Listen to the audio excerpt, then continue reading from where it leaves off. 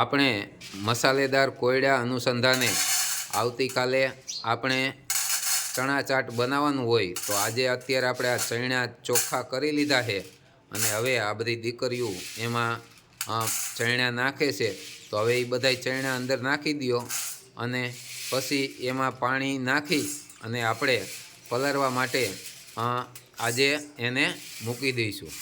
તો બધા ચણા હવે એમાં નાખ્યા, હવે એમાં પાણી નાખી દો। હવે એની અંદર પાણી નાખો। પાણી નાખો, સીધું પાણી તો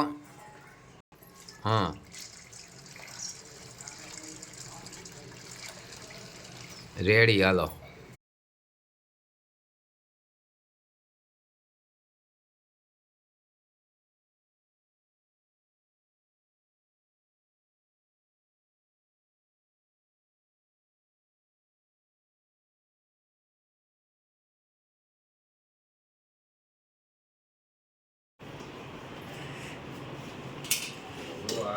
ચણા મસ્ત મજાના થઈ ગયા છે।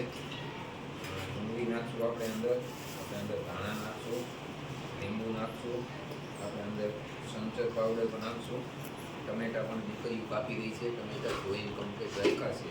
તો આજે આપણે આ ચણા ચાટ બનાવી રહ્યા છીએ, રેડી।